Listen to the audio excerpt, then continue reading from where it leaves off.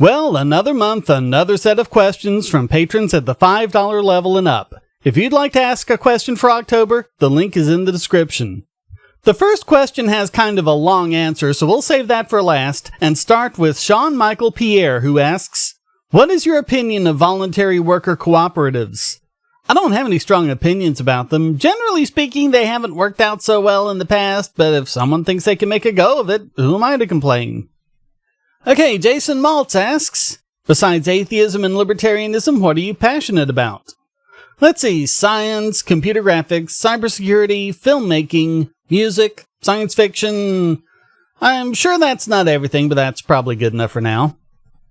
And finally, Josh Havens asks, the leftists say the CEO can afford to give himself a massive $1 million raise, but can't provide a living wage for his employees? How do you respond to this? Well, first of all, CEOs cannot give themselves raises. They need to learn how this works. Of course, if they did that, they'd probably stop being leftists. But let's correct the question to say that the board gives the CEO a $1 million raise. Why can't they provide a living wage for their employees instead? Without getting into the quagmire of what a living wage actually is, and in particular ignoring the UN's criteria of it being $2 a day everywhere except the United States, let's say we're talking about one of those Fight for 15 people and make it $15 an hour. Let's also say that the workers are getting $11 an hour, which is the starting wage for Walmart and Target. Let's also assume they're all full-time employees working 2,000 hours a year.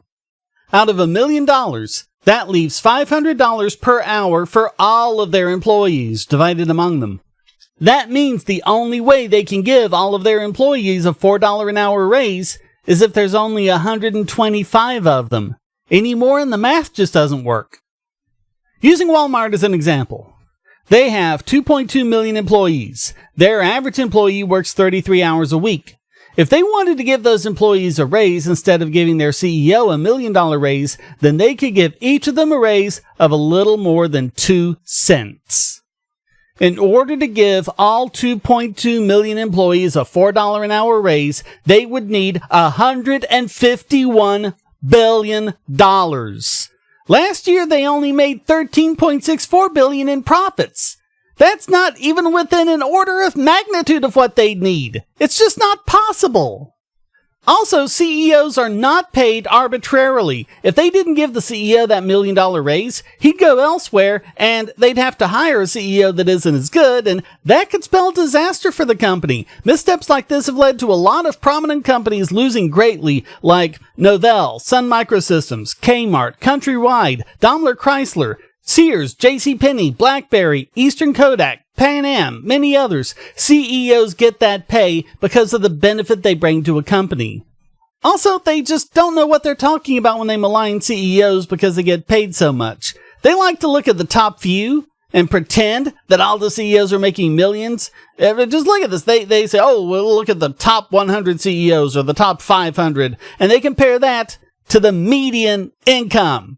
Come on! The AFL-CIO actually likes using the mean CEO pay because the mean is always higher than the median. And they also compare total compensation, including bonuses, with the base pay of workers, not including benefits. They deliberately put their thumb on the scale. The fact of the matter is, 1% of the CEOs are in the top 1%. 5% of CEOs are in the top 5%. 20% of CEOs are in the top 20%, and so on. Because most CEOs are running small businesses, which makes sense if you understand that most corporations in the US are small businesses.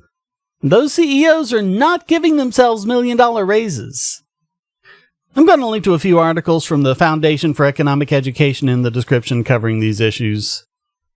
Okay, that does it for September's questions. Until next time, stay strong and be free.